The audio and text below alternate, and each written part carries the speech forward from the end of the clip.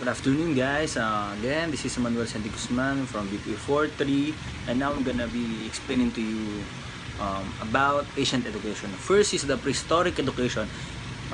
Prehistoric education can only be inferred from educational practices in surviving from the primitive cultures. Okay.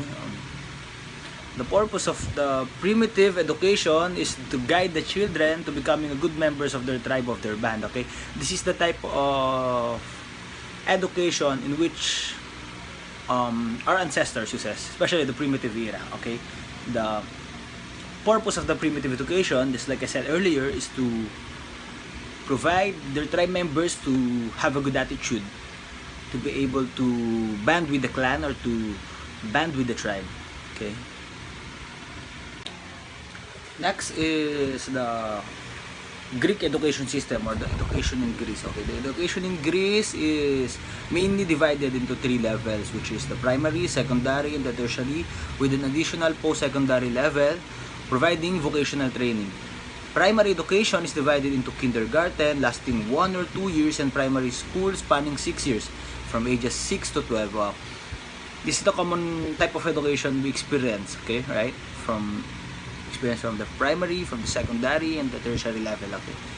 Secondary education comprises 2 stages, which is the gymnasium, or variously translated as middle or junior high school, from English terms, or the 3-year-old, after which students can attend Lyceum or vocational Lyceum. Higher tertiary education is provided by universities and academies, which is primarily there to cater for the military and the clergy students. Okay.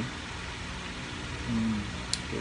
So basically, the Greek education is the one, a more familiar type of education for us, because this is the one we basically use, because we experience kindergarten, right? From the primary, then elementary, then a secondary, then we go to college, in which we choose what course we want and pursue what we want. There are 2 great divisions that developed the Roman educational system. First, the early Roman education and the Greek influence on Roman education.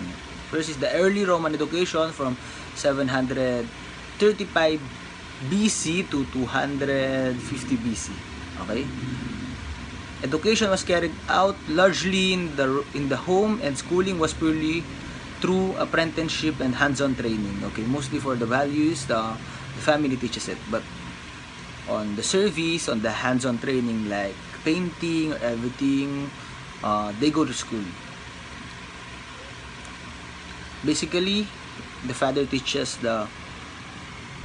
his son or daughters the obligation, the responsibility in the community, and that's basically a type of education for the children, because they learn.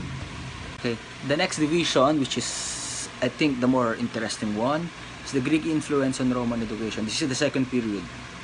Okay, the Roman people conquered the Greece.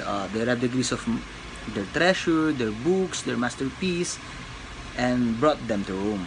They even took the Greek teachers to teach the Roman students. Okay.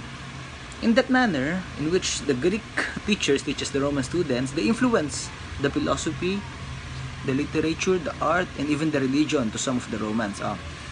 One common example of this one is the gods. Okay, the Greek gods and the Roman gods, in which the god of beauty is Venus. I think Venus is from Greece, then Aphrodite from Rome, I think.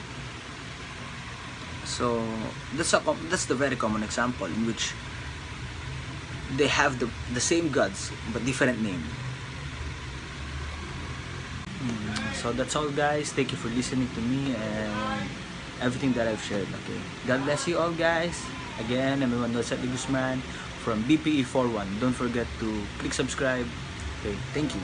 Bye bye.